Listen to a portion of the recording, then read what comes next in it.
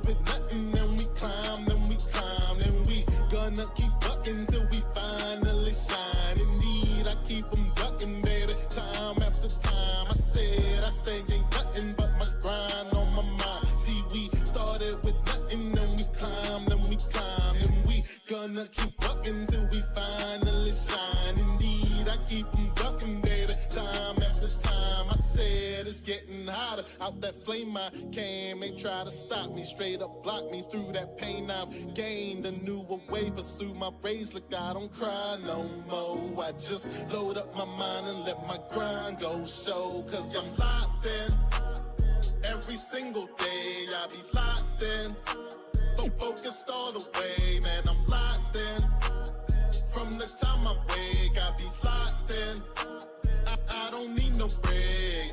Okay. Let's play. Okay. Let's play.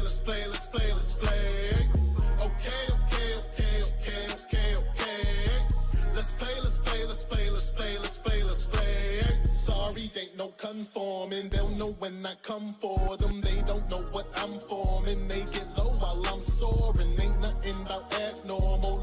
No, he abnormal. Bad for you, ask for who doubts I shout. For you, no debate, I flow grade 8.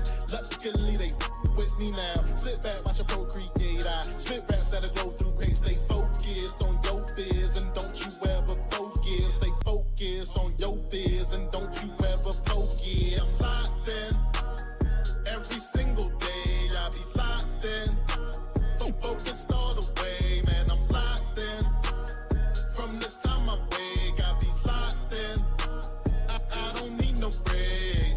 Okay. Let's play. Okay. Let's play.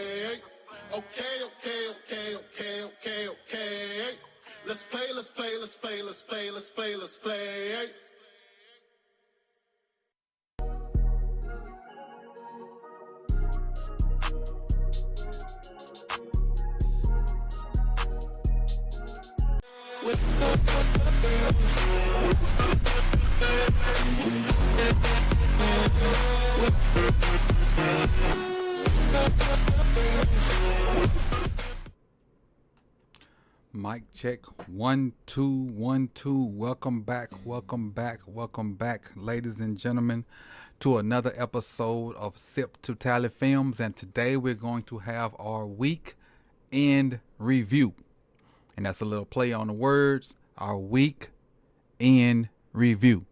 It's the weekend and the ending of the week and the week end review. Yes, it's a play on words, quote unquote, a play on words, which will be the theme of today. A play on words. Welcome in. We'll give everybody a minute to fall in. Matter of fact, let me tweet this out. Let me tweet this out. And so those that want to join in can join in. Let me tweet this out, so people can join in. Got something I need to get off my chest before we get started. Need to get this off my chest before we get started. Let me get it right here. So first off, Rave Kingdom dropped the $2 and says he locked in. So if you enjoy the little theme music leading up, make sure you go and follow my guy. Make sure you go and follow him. I put the name of the song and his name in the preview, so you can go and search that on YouTube and follow it. I have the link in the show with me and Chris. No, not the show yesterday. So you can go and click that. Now make sure I go back and put it in the show notes for today. So you can go and follow him if you want to do so. But I love the song. It fits exactly what we want to do.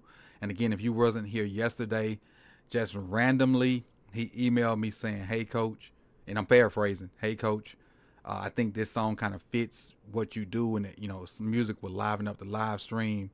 And I kind of use Lamar's quote, "Locked in," when we get new subscribers. Like when new subscribers log in and we're live, Lamar's voice comes in and say, "I'm locked in." And so that song kind of fits perfectly with what we're trying to do over here. And so, shout out to just random sub just hit me with the music, and when I tell you I appreciate that the utmost, he ain't trying to like make no ends off of it. He just, said, "Hey, coach, use it if you want, and if you don't, so be it." And like, I don't check my email every day, so I ain't gonna even lie. I don't really even know how long it sat there before I even responded to it. But when I saw it and then I clicked the link, I was like, man, this is freaking fire.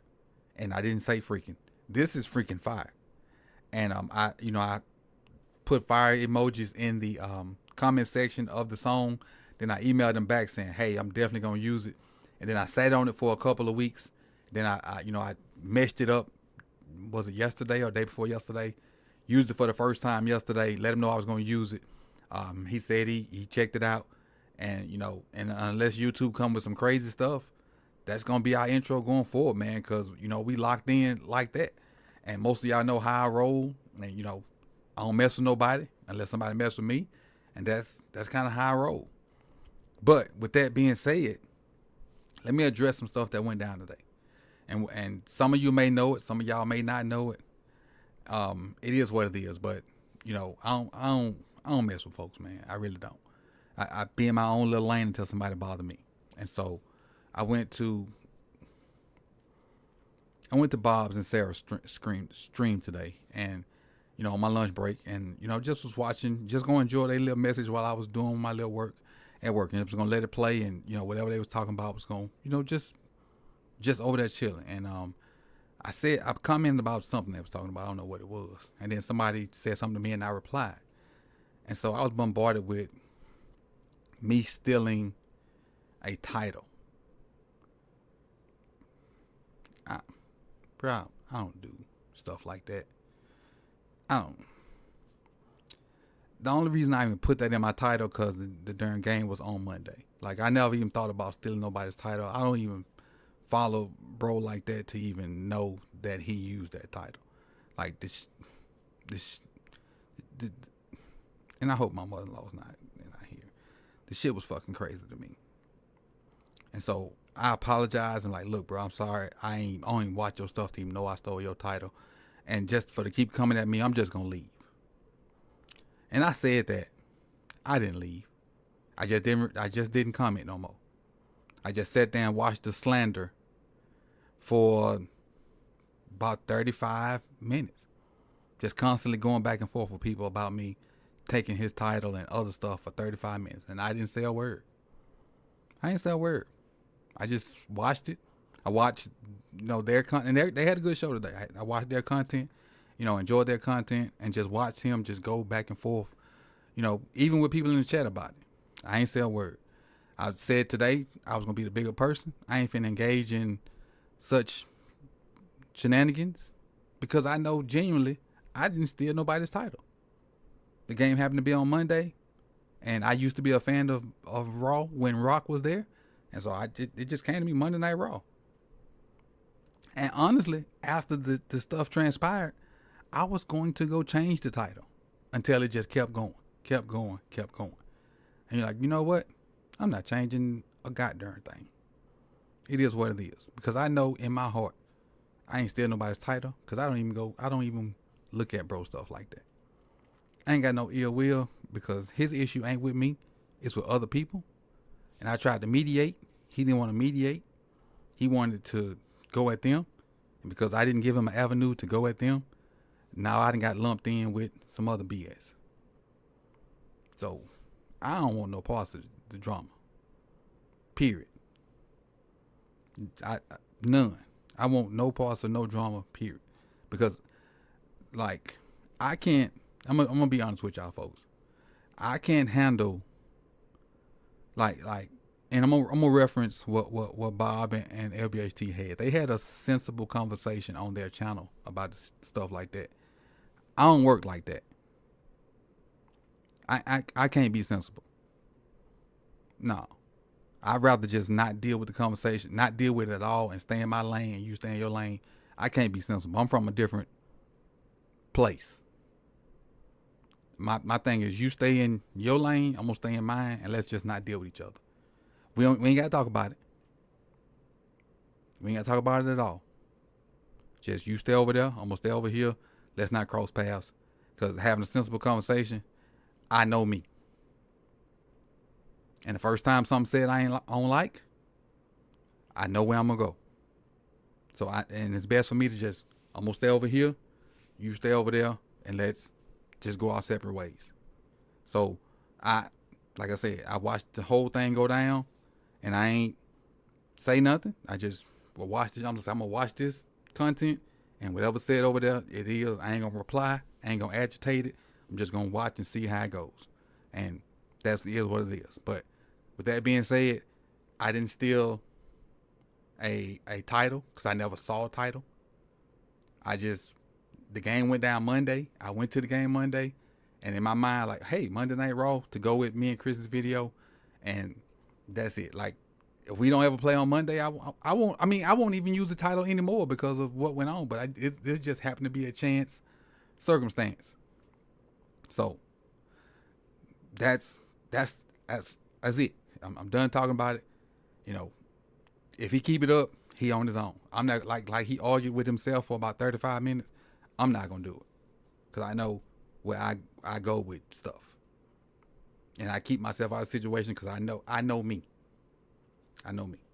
But other than that, you know, I just want to clear it up because I know some people that was in that chat that are over here, and I want to make sure I clear my name because I'm not a thief.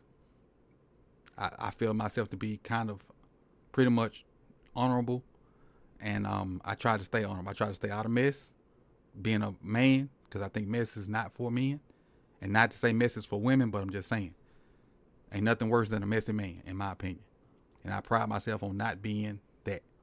So that's where I am. But without, you know, I just want to get it off my chest.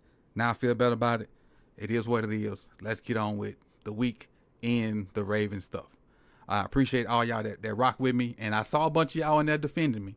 Trust me, it don't go unseen. I ain't gonna say who, but trust me, I saw y'all because I said I was leaving. I didn't leave. I stayed there the entire time. And to let you know I stayed there, Sarah's mom is 79. Her dad's 88. And both of them recently had birthdays and got birthdays coming up. Just so you'll know, if I didn't stay there, I wouldn't know that information. All right. Now, let's get on with today's show, man. I appreciate y'all. I thank y'all. And let's get that stuff out the way. Cleared up. Done. Let's roll with it. All right. So today we're going to look at a few stats before we get into the breakdown of what the pundits have talked about with the Baltimore Ravens, whether it be Lamar, the team, or whatever. So I just want to bring some stats to y'all first to kind of show you where individually our guys are at for this week. Let me change scenes real quick. Oh, first before I go to that, if you're here before the stream started and you rock with the intro, let me get a thumbs up. If you're here when the stream starts and you had a chance to hear the intro and you rock with it, let me get a thumbs up.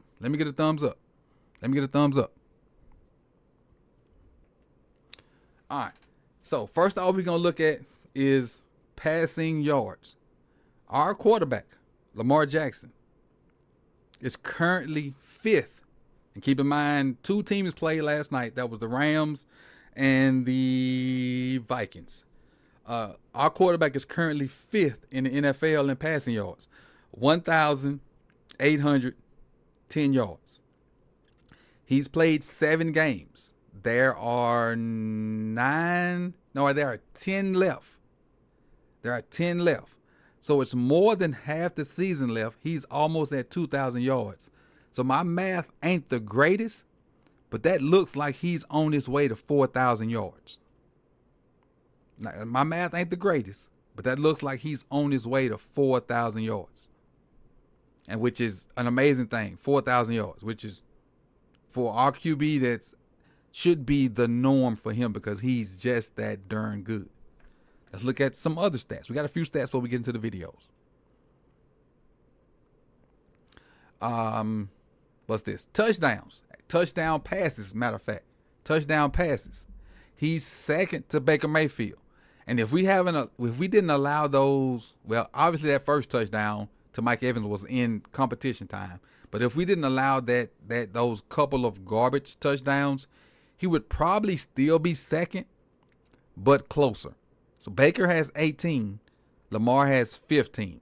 So if we take away those garbage touchdowns, it would probably be Baker 16, Lamar and Jordan Love 15. And so, Baker lost his two main guys. Who's to say Lamar and Jordan Love don't catch up? And keep in mind, Sam Darnold's fourth, but he played last night. So, we'll see. And that, for our guy that says, what up, T Sizzle? That says that the people say he couldn't throw, second in touchdown passes so far. Few more stats. What's this? Which one is this? I forgot which one this is. God dog it. I cut it off. So I'm gonna skip to the next one. I forgot which one it is.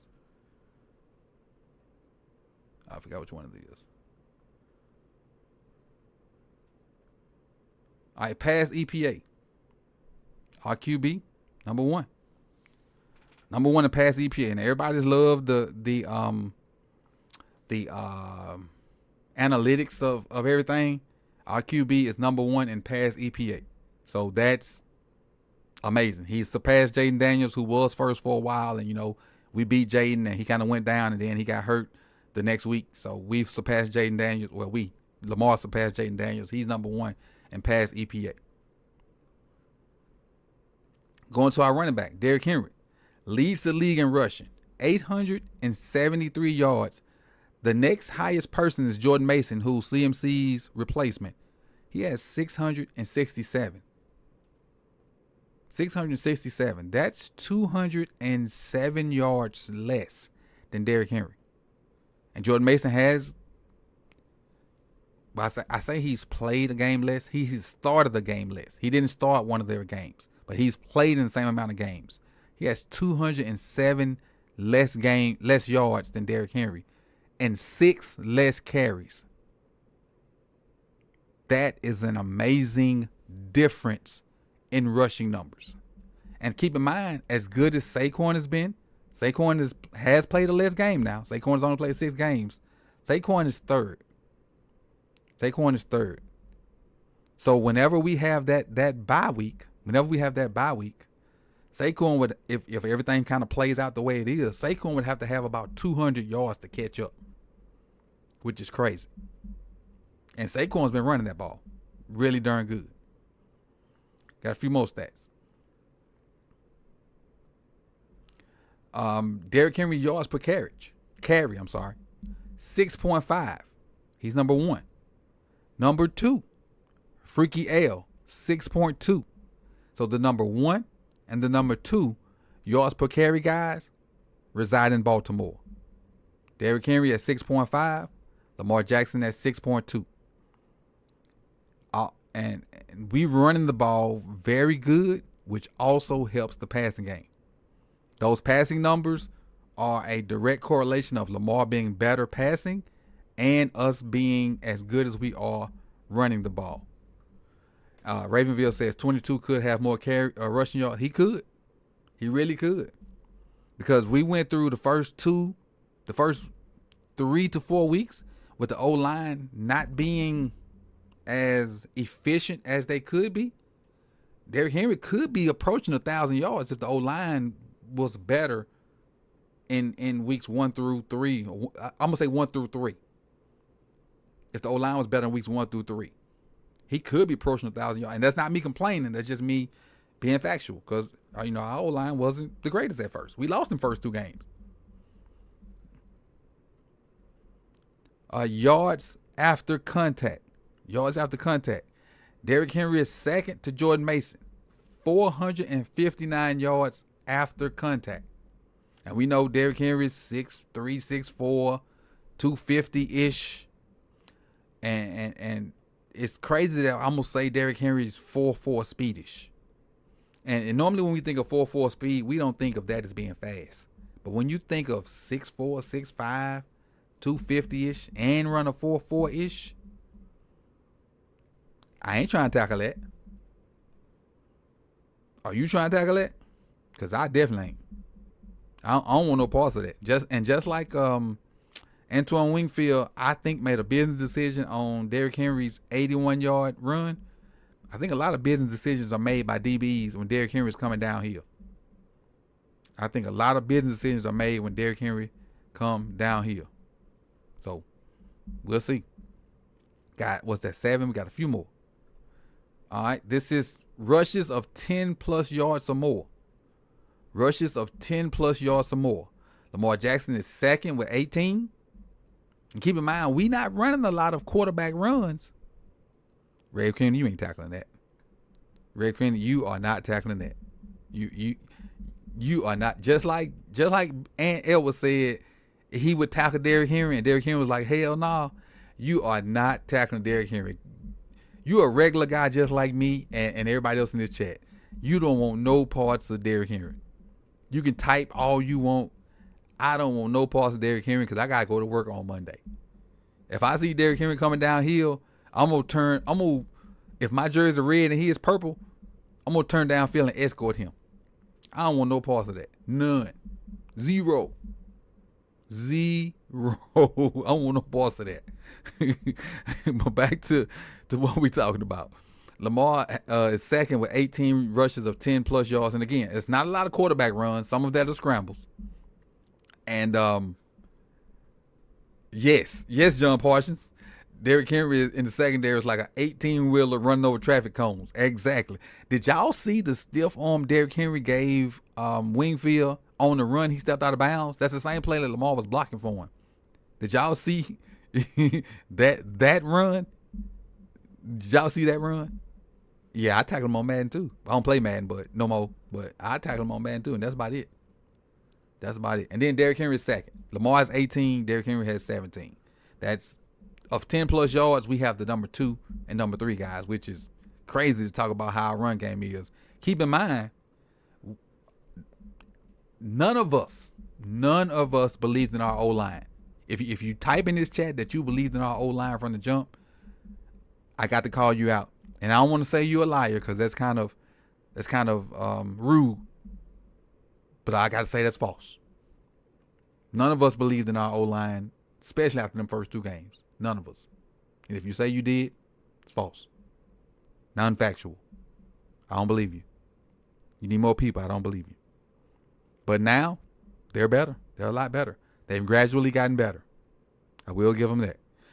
Receiving-wise, yards per catch. Look who's number 5. Yards per catch. Rashad Bateman at 18.8. Now, he only has 30 targets, has 21 catches, but as far as yards per catch, 18.8, and has 3 touchdowns. I'd have to say Monday was a big factor in that. If I'm not mistaken, and you guys correct me if I'm wrong, he had a 49-yard catch and a 59-yard catch. So that definitely had to factor in his yards per catch. Those 2 big plays. And like I said, correct me if I'm wrong. I'm not sure on my math. I think he had a 49-yard catch on the touchdown and a 59-yard catch on the play where the guy came off the edge unblocked and Lamar kind of made him miss, then threw like the scramble drill pass to him. He didn't score on the 59-yard catch. He did score on the 49. I think I'm correct. But if I'm not, I don't mind you guys telling me, hey, you're wrong, Coach XYZ, whatever. Like, I ain't that person. I can be wrong. I don't mind being wrong. All right. Number 10. Defensively. And, you know, we talk about Rosenbick and not being impactful and feeling like he make tackles, but we don't really see him show up. And I'm saying all this because these are things that I've said. You guys may not say that, but these are things that I've said. Monday, I felt like Roquan was impactful because I remember sitting in that stadium and I felt like every other tackle they called out was Roquan. I felt like every other tackle they called out was Roquan. And right now he's sitting second in tackles to Zaire Franklin. And I covered up Zaire's tackles at 70-something for Zaire. And Zaire's the Brewers, root to the Brewers, Zaire. But Roquan is second in tackles. And kind of go off topic a little bit because I didn't have this in my plan. But Ro got fined for the drop hip tackle that dislocated Godwin's ankle. And I think it was a drop hip tackle. I do think it was a drop hip tackle, which is, illegal. But I do want to shout out Ro when they tried to ask him about the tackle and whatnot, and he kind of like declined to go into it, rather and just decided to praise Chris Godwin for his play in the league and what he's done to the league. I really enjoy that character from Roquan. I really enjoyed listening to him say, "Hey, it's not about that right now." Chris Godwin, I respect what he's done and I'm paraphrasing. I respect what he's done in the league, and I think he's a good man, good family man from what I hear. And to talk about the tackle right now, this is not the time. So for him to take that route while being, and I don't know if he had been known I don't know if he had known he was going to be fined or had been fined yet, but I salute Ro for taking that road and not piling on to what Chris Godwin is going through by even just talking about it. Basically just going the high road and, praising Chris Godwin for what he's done and whatnot. And even going as far as saying, he wished him a speedy recovery and whatnot. But, and even though like Coair Multimedia says, Lamar don't get those hits, at that point, it's not about Lamar. It's about Godwin because he's hurt. So salute Roquan for that. But back to the point, he's the second leading tackler in the NFL, and yeah, I say he makes a lot of tackles, and sometimes it don't feel like he's impactful. Monday night, he felt impactful to me. I felt like he was all over the place, and listening to the PA announcer say Roquan Smith over and over and over and over again, I felt like in that span where we got those 6 defensive stops to get us back in the game and take that huge lead, Roquan was all over the place. All over the place. I think we got 2 more. What's this one? Hold on, my bad, I hit the wrong button. All right, this is sacks. Kyle Van Noy is number 4 in sacks with 7. And even though he's number 4 in the league with 7, he had 6 about 3 weeks ago, if I'm not mistaken. And we've kind of fizzled off at edge from that hot start. Like I said, Kyle Van Noy jumped out there with 6 in about 3 or 4 games. Owe flashed. Ojabo, I'm not going to give him the whole flash word. I'm just going to give him the Ojabo. Yannick has been brought in, but he hasn't. I think Yannick has a sack. I think he has 1, I think. How many sacks does Yannick have? Y'all chat, let me know. I think he has 1. But we still not getting off the edge consistently what I would love to have. I don't know what it would take, but the number 6 guy, and I don't know if y'all can see the number 6 guy, I would love to have. The number 6 guy is Max Crosby. If you guys would like to have Max Crosby on the team, put a 1 in the chat box. If you guys would like to have Max Crosby on the team, put a 1 in the chat box. And I'll tell you who's the top 10 sack guys. Sexy Dexy at defensive tackle is number 1. And I don't know the number because I got it covered up with the word sacks. But Will McDonald from the Jets is number 2 with 8. Aiden Hutchinson is number 3 with 8. No, it's number 3 with 7.5. And we know Aiden Hutchinson is done for the year.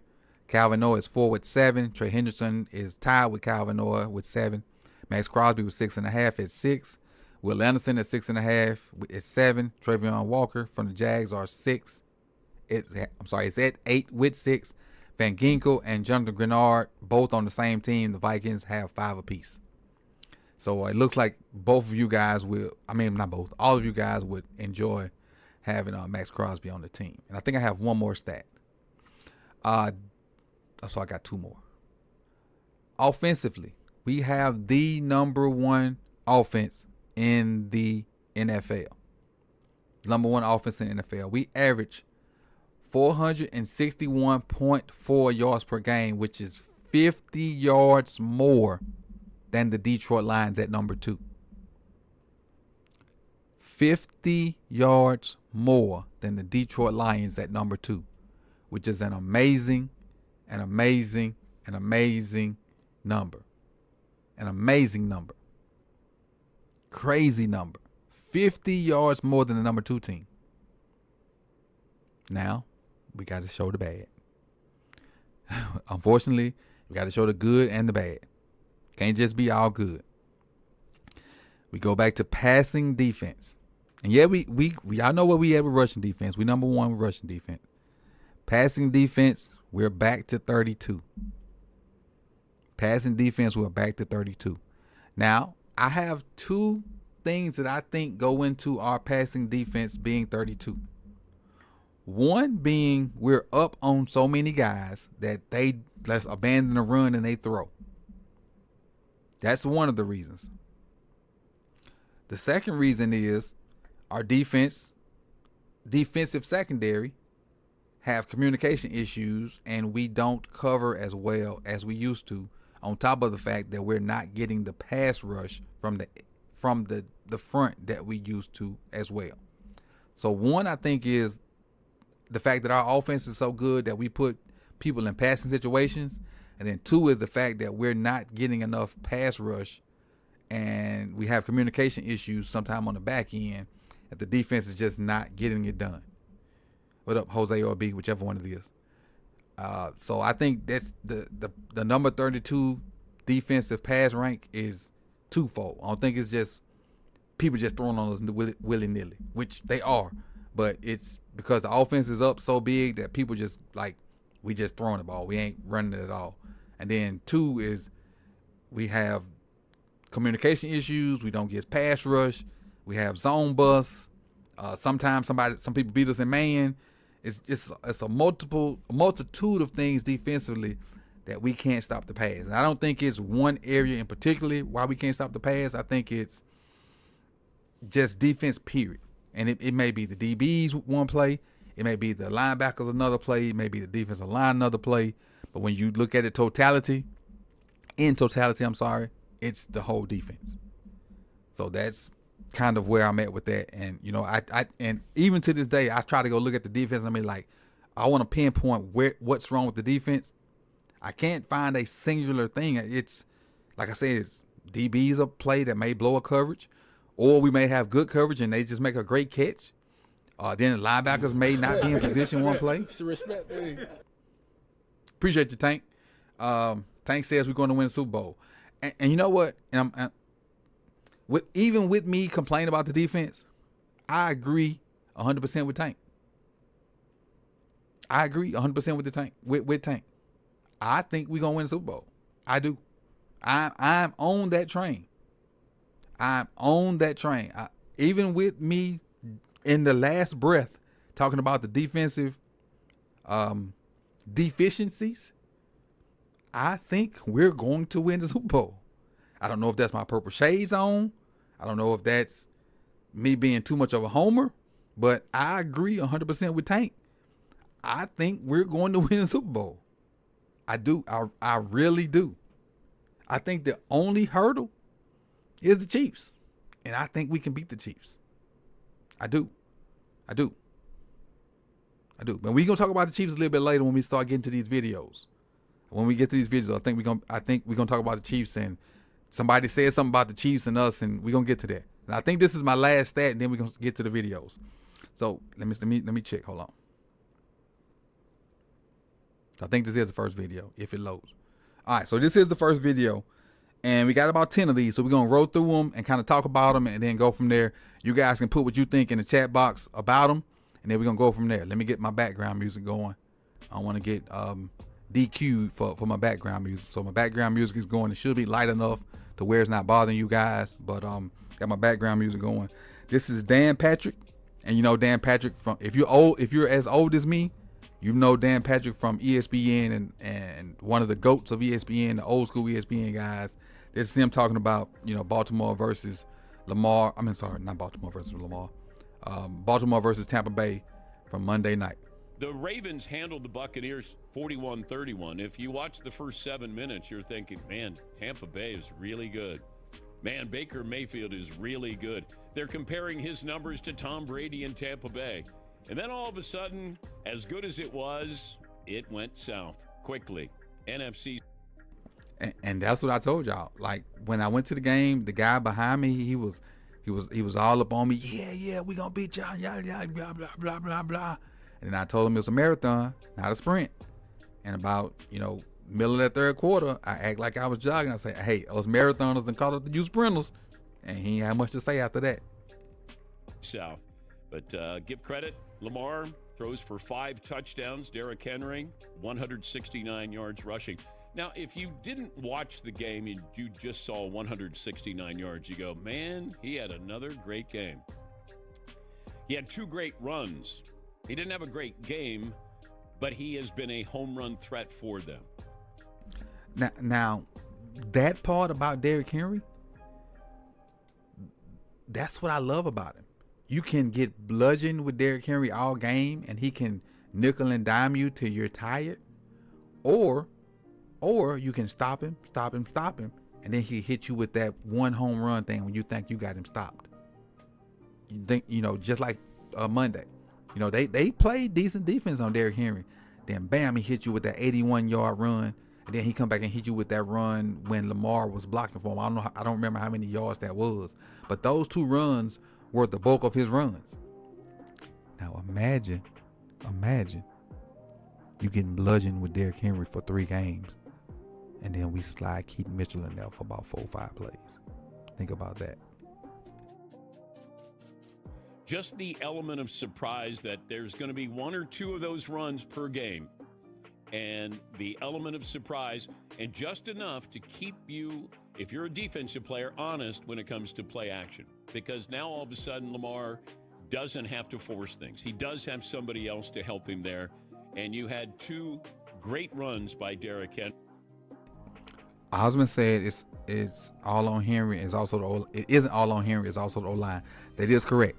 So if I'm coming off and saying it's all on Henry, I apologize. It is not all on Henry. The O-line has gotten better each game. The O-line has gotten better each game. Oh shit! Hit me up, Q. Hit me up. You got my number. Hit me up. And for Lamar Jackson, that's 5 touchdown passes. This is what I hope doesn't happen, but it's inevitable that it probably will. The voters are going to look at Lamar Jackson and go, can we give him the MVP again? Let's just say that this plays out, because Patrick Mahomes is not the MVP. His team's undefeated. He hasn't played great. So if you're looking at candidates this year, you would start with Lamar Jackson. So if we start with Lamar Jackson, and he's been really good, and the team is good. They have 2 losses, but they're really good. All right. Apologize for stopping, but I want to address Rafe Kingdom's comment. He said, "Hey coach, am I an a-hole for blaming the Bucs organization for Godwin's injury?" All right, so I watched the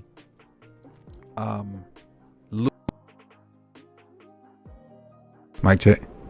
Okay, I watched the Loose Cannons podcast the other day, and they actually addressed this comment. And one of the guys said that somebody said, like, they tried to blame the coach for Godwin being in when when the game was kind of out of reach, but they said that they wasn't complaining when they were beating the crap out of maybe the Saints a couple of weeks ago and Godwin was still in, so they can't complain about like him being in when they were down. So that's why they said, like, we can't really complain, we can't really blame the head coach, because when we were bashing the Saints 2 weeks ago, everybody was happy when the starters were still in. But now that we're losing by 20 points, Don't be mad because the starters are still in now. So if I hadn't have seen that, I would have said, yes, you're a butthole. But, I mean, hey, it's the NFL. Them guys are paid to play, starter or not. So you play. Are we going to hold it against him because what he did in the postseason, or what he didn't do in the postseason? And voters do this. They did that with Joker. Joker should have one more MVP. They're going to do that against Joel Embiid. They might have done that with other players where they go, yeah, but he's good in the regular season, but he doesn't do anything in the postseason. That might happen with Lamar Jackson. He might be the best player or most valuable player, but voters may go. I remember talking to voters, and not a lot, but a few voters who always wanted to make sure their Heisman vote was to a player who would be good in the NFL. And I said, that's not what the award is based off of. And they said, well, that's some good information that I didn't know. Like, why would you try to project your vote? Vote on the guy who's performing the best right now. Man, that's a great comment, Living Legend. Vote on the guy that's performing the best right now. Don't try to project your vote on who's going to be good in the future. And like L should be the not the Heisman. I'm tripping. The MVP front runner, hands down. Hands down. And Patrick hits the nail on the head. It's like there's nobody in the league that should be in the well, I take that back. I'm lying. There are two people in the league, in my opinion, that should be in the conversation with MVP with Lamar right now. One is his own teammate, Derrick Henry. And two is Jared Goff. Now, some of you may not agree with me with the Jared Goff take, but Jared Goff is playing out of his mind. About 2, maybe 3 weeks ago, he was, and correct me if I'm wrong, chat, he had one incompletion. So he was like, I'm going to say 19 for 20 when they won a game. And then maybe last week he started off like 15 for 15 before he ended up maybe having like 5 incompletions, and they won another big game and with a bunch of touchdowns. Jared Goff and Derrick Henry are the only other names that need to be mentioned with Lamar right now. But Lamar is still, in my eyes, head and shoulders above those two guys. So Dan Patrick made good points. Let's move on to our next video. Ravens at the Browns. You'll be really. This next one is Chris Florio and Chris Sam previewing the Browns and the Ravens. And I really want to let Chris Sims get his points off before I make my comment. So let's take a listen to Chris Sims and hear what he has to say, and then I'll come back and tell you what I have to say about what Chris Sims had to say, because it really was eye-opening to me. Shocked if I take the Browns in this one, although the Browns fans are getting what they wanted. Jameis Winston playing quarterback because Deshaun Watson's out for the year. The Ravens are a whopping 8.5-point favorite. Short week, had to travel home from Florida, not a long trip, to Cleveland, the city from whence the Ravens came, over under a 44.5. You've picked Baltimore every week except kickoff night in Kansas City, which was a smart move by you. I was stupid last week in not picking the Ravens, or I would have been 14-1. I suspect you're taking the Ravens this week. Yeah, of course. Well, you might have been right about your pick last week. Baker Mayfield doesn't Here we go. the ball in the interception. We're going to be in store for a shootout that goes back and forth. That it's going to be like an unbelievably fun game. That kind of derailed it. The Ravens, hey, it's funny. We talk about the Chiefs, and I know you have heard me say this and stuff, like the Chiefs are a defensive team. And what I think everybody's got to get used to is the Ravens are an offensive team. Their defense is not very good. They're not. But they're good enough to stop this Cleveland offense. Now, I do think Cleveland offense will look better with Jameis Winston. I think he's more aggressive. He's a better thrower than Deshaun Watson. He's got a better feel for the game than Deshaun Watson. I mean, Deshaun Watson had no feel for anything. So I honestly think they're going to get a little bump on that side. But still, I just don't think there's enough there. I mean, Nick Chubb is not totally himself. They can't run the ball and be dominant like we've seen in years past. Jerry Jeudy and Njoku are not enough to expose this defense in Baltimore to the way they would like to.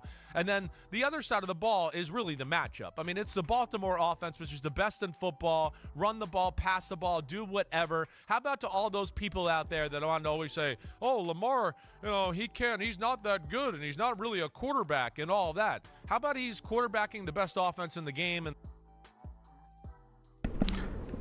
Chat, correct me if I'm wrong. Was Chris Sims not one of those guys saying that? Now, we know the guy on the other side of the desk definitely said that. But I put this video in there because if I'm not mistaken, Chris Sims was one of those guys that said that also. And if I'm wrong, you tell me if I'm wrong, guys. throwing for 300 yards like it's nothing. And you can see when he's got some weapons around him in a system, oh, wow, he looks a lot better than what he looked like under Greg Roman and everything they were doing back then. All right? They're going to have some struggles, though, in this one. The Browns' defense is good. I think they'll let them hang around a little bit. Ravens win the game, but it's a little uncomfortable for a while. 27-14, they pull away late as the game goes on. I'm all in with the Ravens offense, and I don't think anybody can stop them. Lamar running, Derrick Henry on pace to set the single-season rushing record. It helps that it's 17 games. But you know what? Nobody said shit when Eric Dickerson said it with 16 games when it had been 14. Facts. Now, I agree with Florio on that.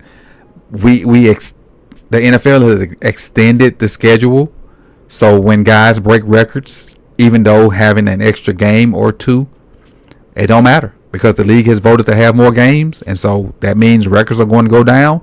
So if Derrick Henry breaks the rushing record, I don't want to hear Jack, you know what, about no asterisk. The NFL voted to have an extra game, so be it. Games before that. That's so right. I'm not big on the asterisk. Derrick Henry is great. Lamar Jackson is great. 5 touchdown passes last week, 23-1 against the NFC, which is just uncanny. This is an AFC rival, but still. The Ravens are clearly better, 42-20. The Browns are still the Browns, and they'll continue to be the Browns. Yo, homies, thanks for watching. Yeah. So, and I see a couple people saying that Chris Sims has always been on Lamar's side, but some say he's flip-floppy. I guess I've seen the floppy part. I haven't seen much of him being on the same side of Lamar. But DDSQ say he's gonna send me a video of Sims saying Lamar's the best QB. And so hey, if I'm wrong, I'm wrong. I don't mind admitting it. I just thought the videos I've seen of Sims have been, I guess, of him amening Florio and kind of down talking Lamar. But in this case, hey, Sims, okay, my bad, my bus. Players mess up. Next clip.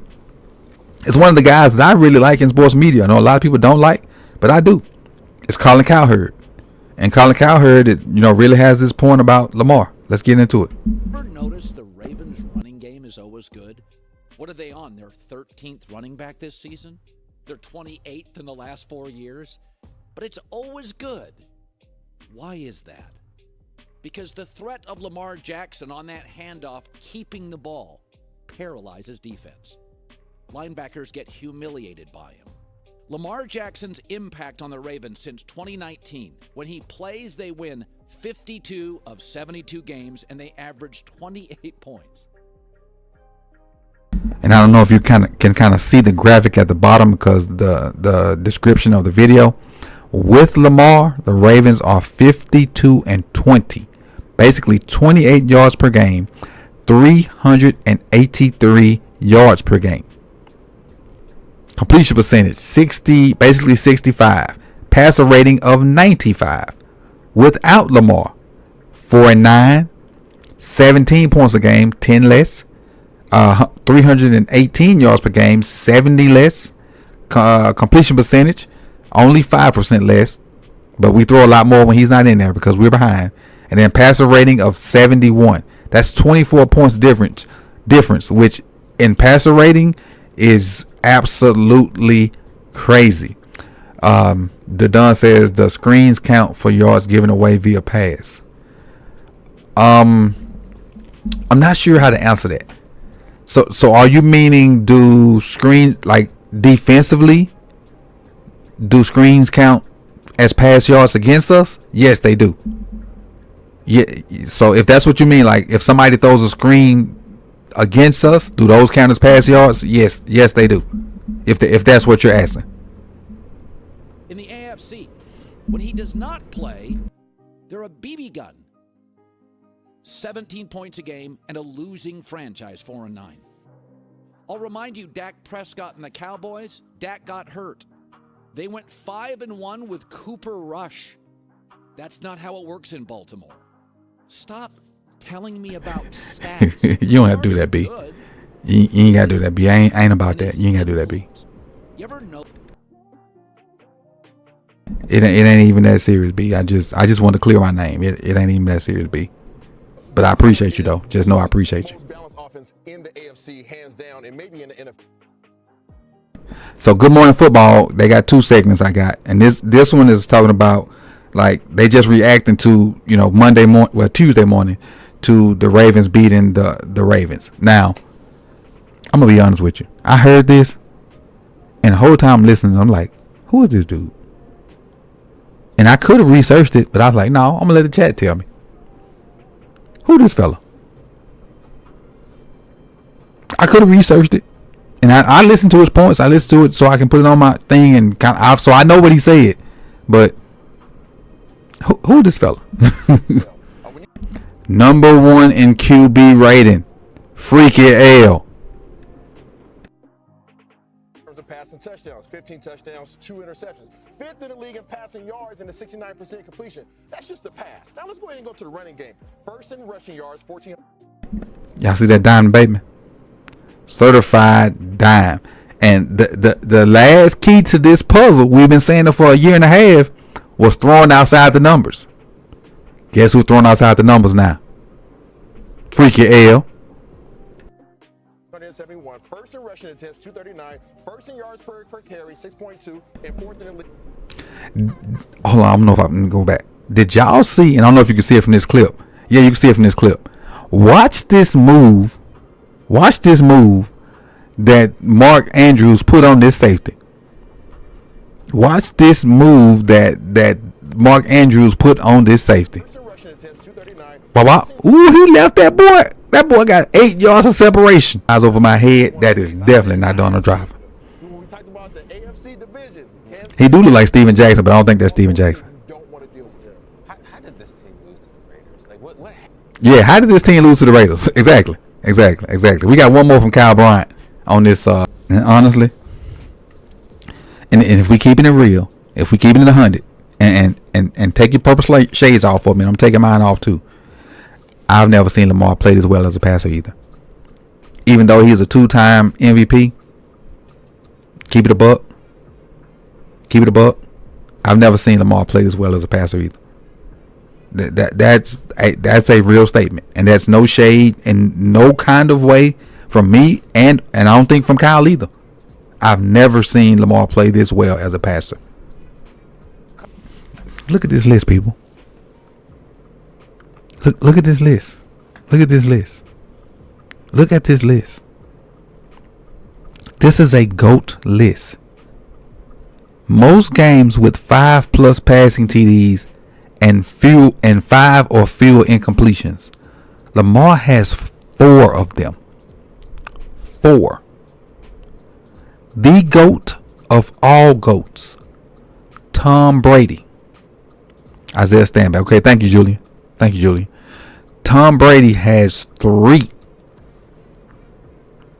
Peyton Manning, who we all know is a quarterback like the next level of Tom Brady, 3. Drew Brees, the GOAT of short quarterbacks, 3. And honestly, y'all know we don't care about Ben Roethlisberger. We don't give 2 flying flips about Ben Roethlisberger, but he on this list as well. And then all these guys had long careers.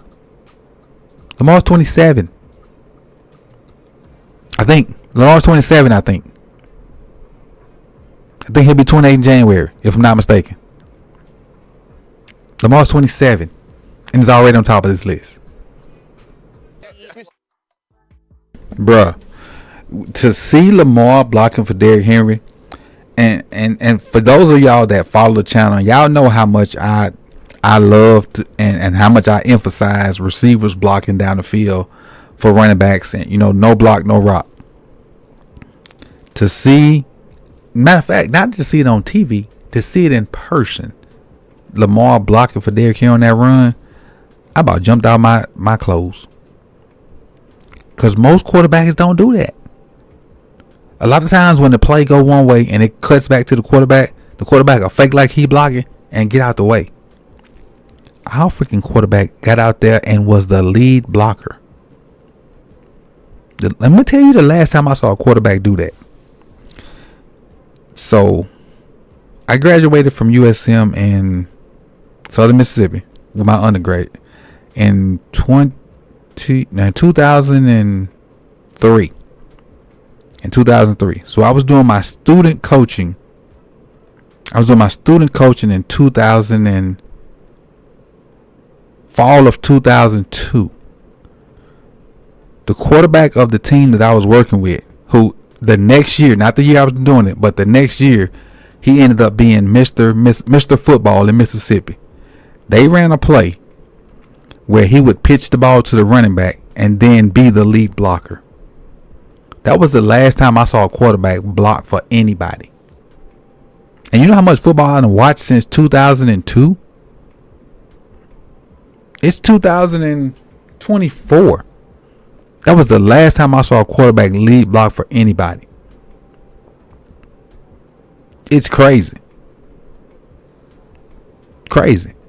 It means a lot. That means a lot what he said right there. A lot of these highlights, it ain't a lot of Lamar running around. A lot of Lamar yards, even though we do have some design quarterback runs, a lot of his rushing yards are coming from scramble drill or from scrambles when people are not open.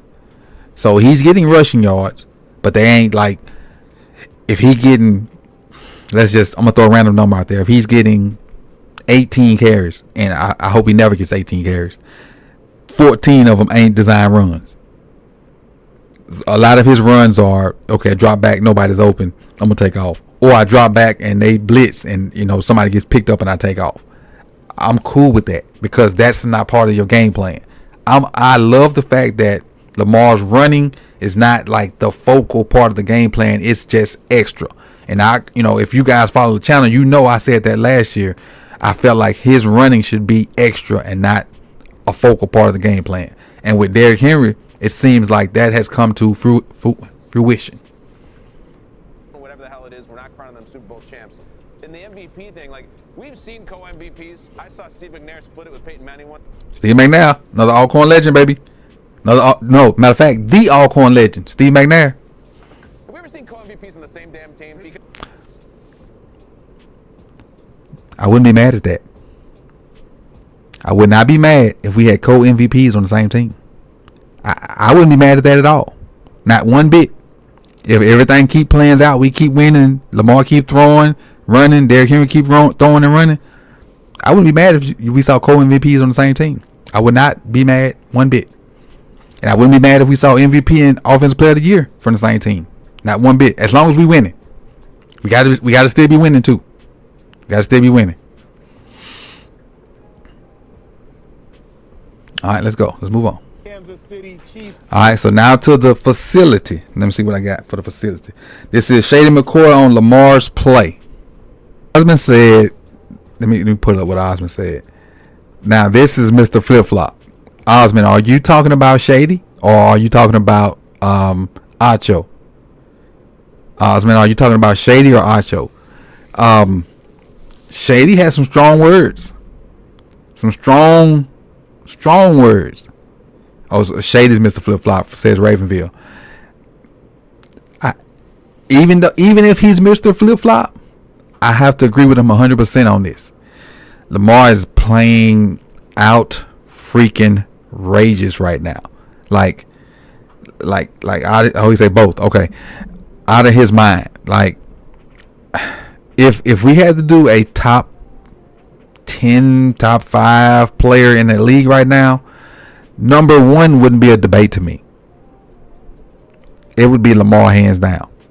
And even though I respect Pat and what he's done, and I know they undefeated and whatnot, right now Lamar is playing out of his mind. Because I think this year the national show guys and gals are really watching the Ravens games because they They entire tunes have changed based on what they act. I agree, Big O. I agree 100%. And we've been on prime time a couple times too, so that kind of helps as well. But I think they're actually some are actually watching the games now, and they're seeing what we all have seen for a minute. Kyle says Chris has been riding for Lamar. Okay, appreciate you, Kyle. And like I said, if I'm wrong, I'm wrong. I haven't seen Chris riding for Lamar, but again, I'll admit, up until last week when I decided to do this weekend review, I don't watch a lot of the national media. I watch it more now because I know I want to do this weekend review with you guys, and so I'm getting in tune with what they say throughout the week because I want to do this review on Fridays. But up until then, I kind of tune those guys out unless I see like a clip on Twitter or something like that. But let's go on to the next one from the facility. Now we're talking about James Jones. Hey, off topic for a minute. Flock Rundown just said Lamar Jackson is the best football player on the planet. Feeling blessed to be a Ravens fan. Soak in the moments. Love the coach. Love the show, coach. Hey, first of all, thank you for tuning in. Secondly, my guy putting out some amazing content over there on a daily basis. Go check him out. He's extremely consistent. Love the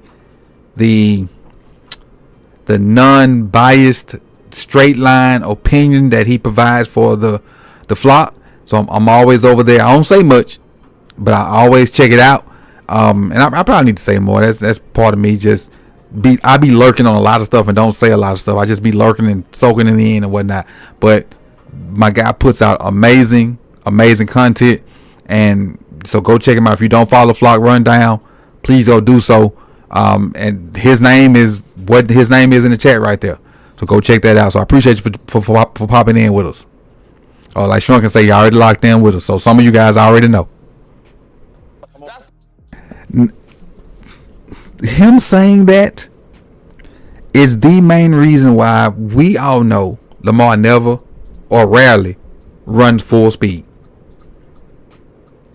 With him running full speed, with him not running full speed, he can see all these different things, almost like the freaking Matrix, and make these moves and cuts before people. No doubt, Flock Rundown, no doubt.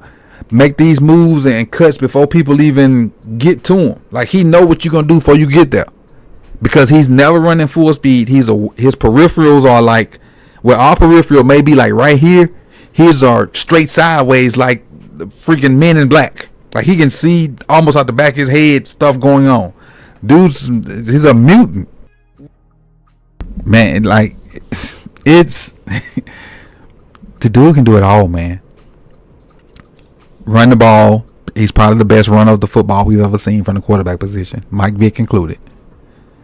He's now starting to be one of the better passers of the football, in the league right now. I'm not gonna put him in one of the best passers ever, because that's not fair. He's not there yet, but his passing game is starting to catch up with his running game, and I eventually think his passing game with age, will overcome his running game, because with age, his running game will decrease simply because you're not going to be young forever, but you can mentally get better as a passer while your legs kind of slow down. So I think like his legs are here and his arm is here. It's starting to level out, and eventually it'll get to the point where his arm is here and his legs are here, but his legs will still be good enough to get away from the average Joe. Now the superstar guys may still get him, but the average Joe Blow will still be made to look like fools, and he can still make amazing plays with his arm while getting away from you from his with his legs. I'm sorry. The facility sounds low. Let me see. I think I can turn up a little bit. I think. Let's see. That's on 100. That's on 100. Let me see if my desktop is on 100. That's on 100. Oh, it just may be the way I recorded the facility, but I think that's it. I got one more from the facility. Let me mute my mic while the facility is on. That may help. Now, unfortunately, I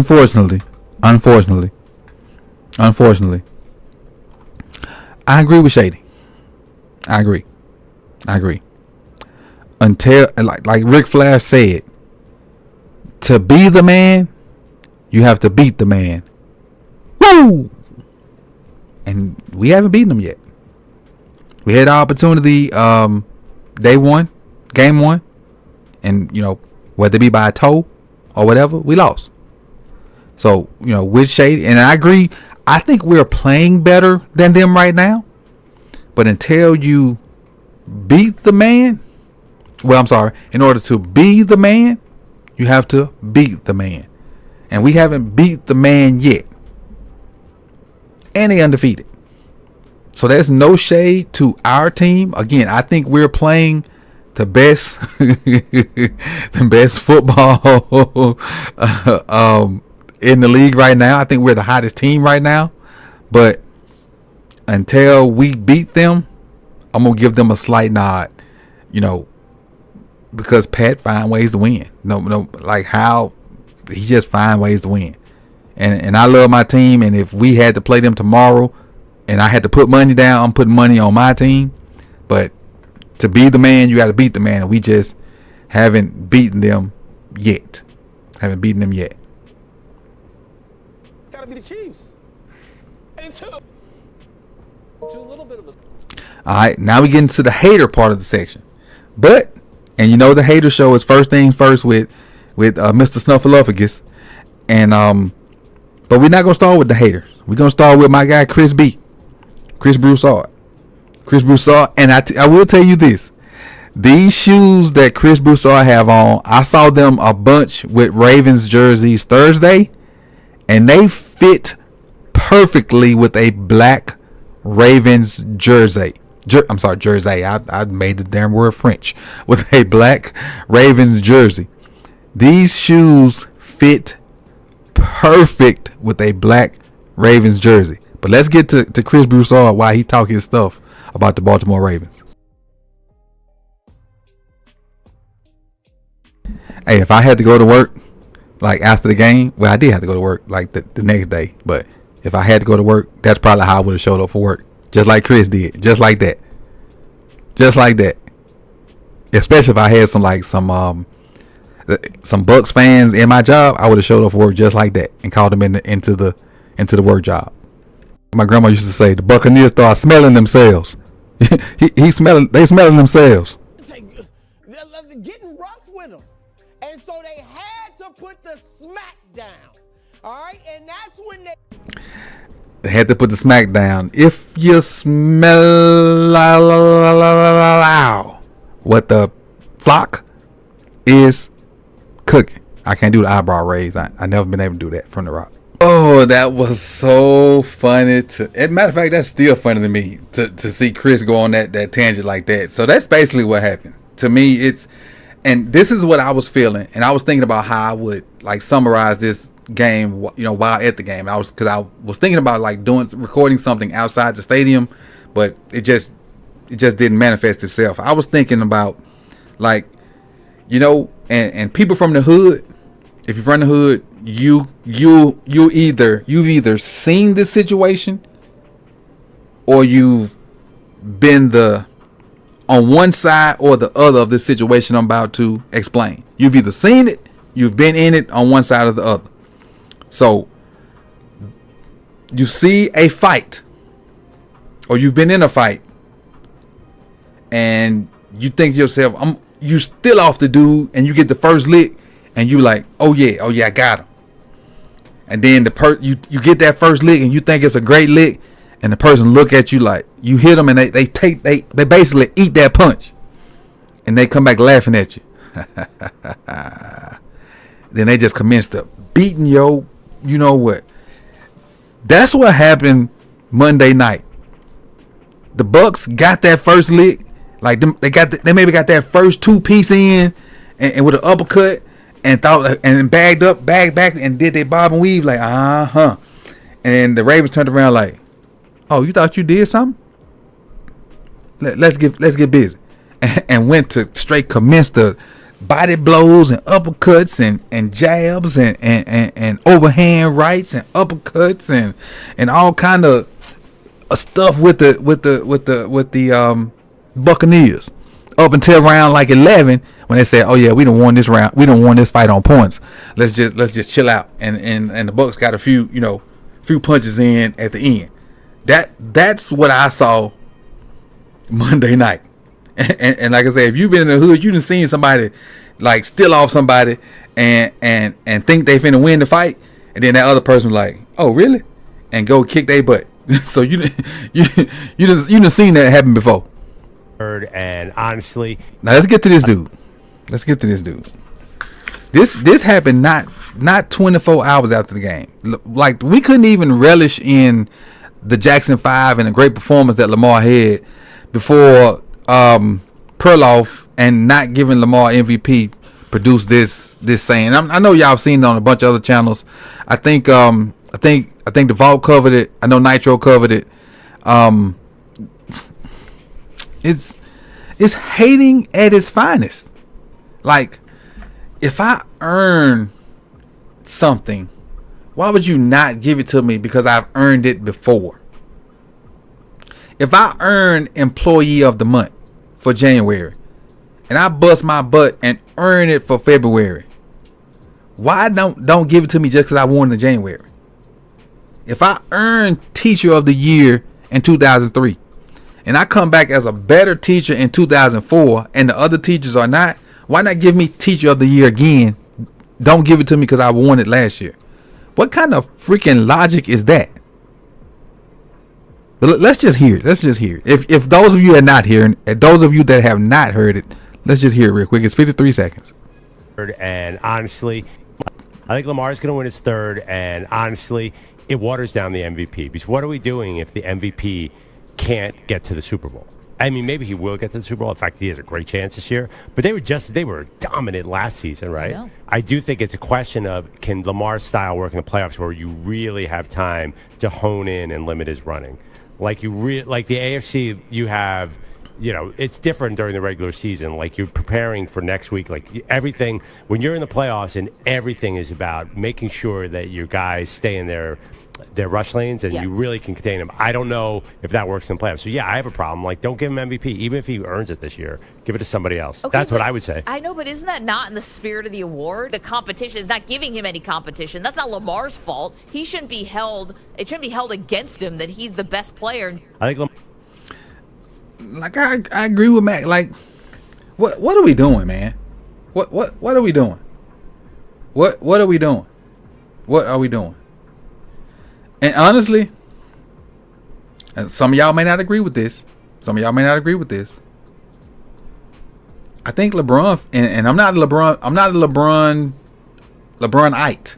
LeBronite. But I think LeBron fell into some of the thinking that this guy has. Like, LeBron was so good for so long, people just gave the MVP to other people. I think the Joker fell into this situation a couple years ago when Embiid won it. I think they was tired of seeing Joker win it. They gave it to somebody else just cause. Why? If I earn it, if I'm the best player, give me what's me. Give me me. If I earn it, I go on the field and I prove it. Give me me. Don't be a hater. And I'm not going to even call him the R word because I don't know enough about him to say that. All I know is this clip. I don't know Perloff from the people bagging the groceries at Publix. So I'm not going to call him the R word. I'm not going to even go there. I don't know him enough to that. Until you show me, I'm not going to call. I'm not going to even leave it there. I'm just going to call hater because this is what I see. Hater right here. But give me what I earn in any profession, not just football, basketball, baseball, the office, teaching, police work, corporate America. If I earn whatever award is given to the best employee or the best worker or the best whatever, give me what's me, no matter how many times I win it. If I'm the best over the course of 6 years, give me me. Don't feel like, oh, I'm getting tired of him winning, let's give it to somebody else. Nah, bump that. If I'm the best and you can't top me because, I done up my game and you didn't, give me me. End of story. All right. So now we're gonna move into some current news, and we got 2 more clips. We're gonna move into some current news, and we all know that the defense is a liability for us right now. Our defense is not playing. He on shrooms like Mario and Luigi. That's a good one. That's a good one, Living Legend. Kyle says the facility are the ones hating on Lamar. Now I do think they flippy floppy. I do think they flippy floppy, Kyle. But I just recently, Kyle, I've been in tune to their content. Just recently, because I'm doing this Friday reaction show, and over the course of the next months or whatever, and me doing this show, I'll be in tune to more so of what they're saying. So I'll kind of see their flippy floppy-ness. So, but let's go to let's go to some current news about like our Baltimore Ravens defense, and Zach Orr talking about like how important takeaways are in our defense because we're not necessarily stopping people like we need to. Change the game, and we talk about it, man. It's like at the end of the day, if you want to play good defense, yeah, you can stop people, get people off the field, but the best way to play good defense is get the ball. The most important thing in football is the football, and our job is to take the ball away and give the ball back to the offense. And so 2 takeaways like that just shows our guys that you take the ball away, you can change the game. And what we was most proud about is the 2 takeaways Marlon got. It was simple coverage, him just doing his fundamentals, him doing his technique, and then when the play presented itself to make it, he made it. So, we was happy about that. I will say this before I go on. Think about on offense, pretty much all 11 guys have to do their job. On defense, 1 guy can make an exceptional play, and it sets up the whole defense. Case in point. Offense, we run outside zone. All linemen have to block their people. The receivers have to block their guys. The quarterback has to receive the snap. Running back has to run, make his read, get 10, 15, 20, whatever yards he get. So that's 11 guys doing their job. On the defensive side of that same play, the defensive end whoops the tackle, but everybody else gets blocked, and he makes a stop in the backfield. Which, when you think about it, that's crazy.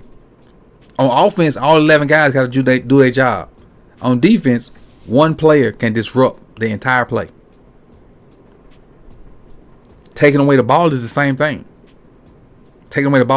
thing. So if everybody gets beat, but the ball is thrown at Marlowe and he covered his guy and make the interception, it don't matter that everybody else got beat. Marlowe done got the ball.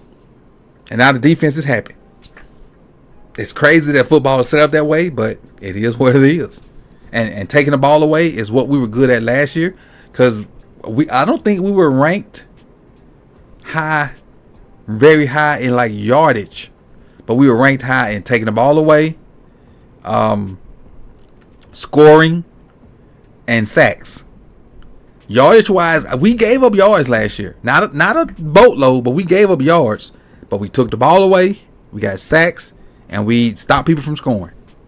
Let's keep going. But it changed the game, and we talk about it, man. It's like at the end of the day, if you want to play good defense, yeah, you can stop people, get people off the field. But the best way to play good defense is get the ball. Oh, my bad. That was a clip. I'm sorry. I recorded twice. So let's go to the last one. The last one, and right here. I'm gonna talk about this dude. This is Kurt Warner talking about Lamar.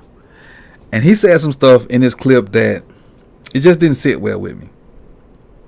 And I'm going to just let it play. And you guys, and I'll tell you kind of, let me fast forward a little bit, because some of the sports at the beginning ain't relevant. Going, I see ya.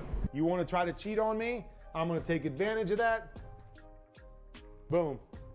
Lay the ball out there. Perfect throw. On the money. Double move. Now, taking advantage of the mistakes of the defense on top of it. Love it. Now here comes the part I have issue with right here. And this is what I've been talking about. This is Lamar Jackson that I always felt was in there. And now we're seeing it. It was okay that he wasn't a finished product early on, that he was growing into this offense and this feel for the game. but I always felt it was there, and it was one of the reasons why when everybody called me a hater, for me it was just, this is where I want to see him go. This is where I want to see him grow. This is what I know he's capable of doing. Now we're seeing all that. No, we're not gonna do this. We're not gonna jump on this bandwagon and act like I just wanted the best for Lamar and I was just wanting him to be better in his this, that, and the other and yada yada yada. No.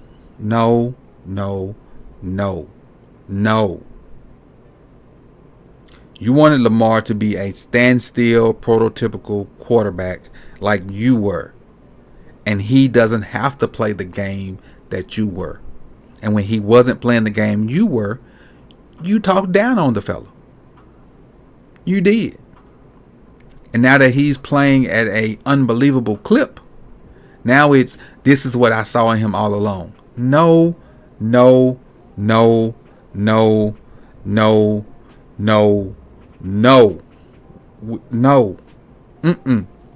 We're not doing that. No. I personally ain't buying it. I don't know if you guys are buying it. I'm not buying it. And Kurt did exceptional things as a quarterback. He did. And so that I'm not going to take from him. But when Kurt was putting up the ungodly numbers he was doing, he had Marshall Faulk. He had Isaac Bruce. He had Torrey Holt. He had one of my favorite guys, Azahir Hakeem, which a lot of y'all probably don't even know who that is. If you know Azahir Hakeem, put a 1 in the chat box. That was out of the guys that Kurt had. I loved Oz better, and Oz wasn't better than Torrey Holt or them other guys, but I loved Oz better than all them guys. The greatest show on turf, he had the Monstars. Freaking Marshall Faulk had 1,000 yards receiving and 1,000 yards rushing. Where they do that at? What back? Even today, 1,000 yards receiving and 1,000 yards rushing in the same season. What? And again, Kurt had, and he had Orlando Pace. He had Orlando Pace too. He did have Orlando Pace. He had everything that Lamar did not. Lamar's just not getting weapons that are, I don't even say comparable, but weapons that can produce. He's just not getting up. Bateman's just not coming into his own. Zay's been good. Mark's been good. Likely's been a surprise. Nobody thought Likely would be as good as he was. Lamar's, like when he won MVP in 2019, he had me and Ravenville and Killer Cam and Blackula and Banks Law as receivers. That's who he had as receivers when he won MVP in 2019. Last year he had better receivers, yes, and now those guys are even better, I think. So he got a good complement of weapons, and Derrick Henry really helps.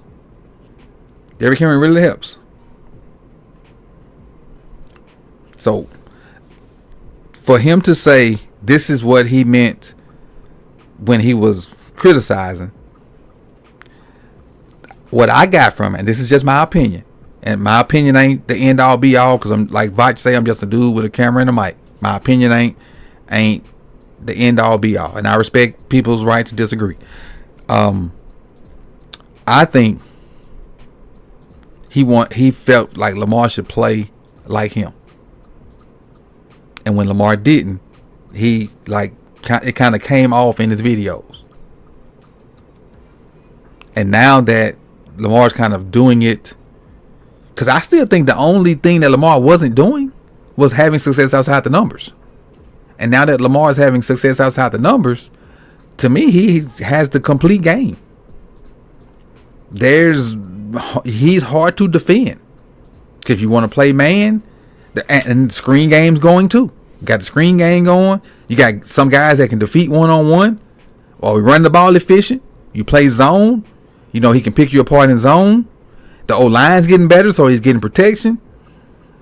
You know, the offense is extremely, extremely versatile. Extremely versatile. Now the defense needs to come with it with the offense, but the offense is extremely versatile. A lot of I ain't gonna say like we don't have Lamar's a superstar, and I think Henry's a superstar, but I think everybody else fit where they need to fit, and that pick your poison mantra that they have, I think it fits well. I think like 2 weeks ago, me and Chris, like after Zay had that 100-yard game, me and Chris was like, it's pick your poison, because next week Bateman could go off. And lo and behold, Bateman went off. This week, you don't think the Browns are like, oh, we got to do something about Bateman, not forget about Flowers. Who you think gonna eat this week? I'd be willing to bet, like Shannon and Skip used to bet, I bet a case of Mountain Dew that one of them tight ends get busy this week. Whether it be Mark or Likely, I'd be willing to bet one of them tight ends get busy this week. One of them. Don't know which one, but I'd be willing to bet one of them tight ends get busy. So that's why I'm betting. Let's see what we got. See, Banks had a question mark. He says Lamar split field reads is what Kirk preached. I agree. Why are you eyes there? I'm not sure. Let me see. Am I reading that wrong? Lamar split field reads is what Kirk preached, and I agree. Why are you eyes there? I'm not sure what you're asking, Banks Law. I'm not sure, but yeah, I don't know how to answer that because I'm not really sure. Like, if you retype it, and I'll try to answer before we get up out of here. Let's see what we got on the likes. All right, guys. So that's what I got for y'all today, man. I went way longer than I expected, but I appreciate y'all for coming out, man. Y'all could have been anywhere in the world, but y'all chose to be here with me. Like, comment, subscribe, and share. I'll start working on the preview video for the Browns for tomorrow. And man, I appreciate y'all, man. I appreciate y'all for rocking with me. For everybody that rocks with me, you know, I rock with y'all, and y'all know how I roll, man. I'm good with you. Good with me. I'm good with you, and I don't do that other stuff, man. So I'm about ball all day, every day. And if you about ball, you good with me. So I appreciate y'all, man. Like the stream if you haven't liked it as well. And I'll see y'all tomorrow. And hey, go Ravens, man. Appreciate y'all. Hold on, I think he put it back in. You're like the Henry TD. Henry is supposed to be the first read, not based on the coverage. Yeah, I'm not sure what you, like. No issue. I'm not sure what you asking. Oh, can we get? Yeah, I gave the points. Ravenville. I gave points for 25, 50, and 75. Yeah, if we get 5 more likes, I hit the 100. If we can get 5 more likes, I definitely hit the 100. But we got to get 5 more likes. I gave the points though. I gave them for 25, 50, and 75. If we get 5 more likes, I definitely hit the 100. Need a video on split field. Oh, okay. I got you. Ooh, that'll be a hard one too, but it will be good. That'll be a hard one, but it will be good. I got you, Banks Law. I got you now. That's a hard one because it's tough because some people starting too high and then transition to other stuff. That would be a tough video. That would be that will be a good one though. That will be a good one. Definitely. That will be a good one. That will be a good one. That will be a good one. That will be over the course of a couple of games too. That would be a good one. Yeah, that would be a good one. That might be something. Maybe that'd be something I can look at during a bye week. Let me write that down. Hopefully I don't throw this paper away. That might be something I can look at during a bye week.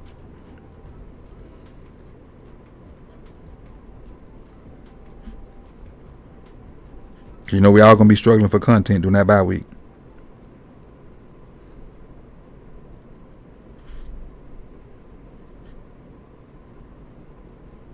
All right, appreciate that. And if I do it, I make sure I who did that? Banks Law.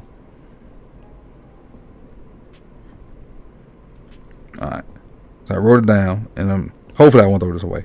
I hope not. But we have 1-on-1 now. Oh, there we go. Let me get y'all 100 likes, 100 talent points, 100, and it's the 25th. So we got how many days left in this month? 31. So you got 1, 2, 3. So I know you got Sunday and Monday and Wednesday to get. So that's 3 live streams you got to get points before the giveaway on the 1st. So the giveaway is next Friday. So y'all tap in and make sure you get your points up. Anything over 3,000 gets you on the wheel, and then we'll have our giveaway next Friday. I appreciate y'all, man. Enjoy the rest of y'all Friday, and I'll see y'all soon, man. Peace and love.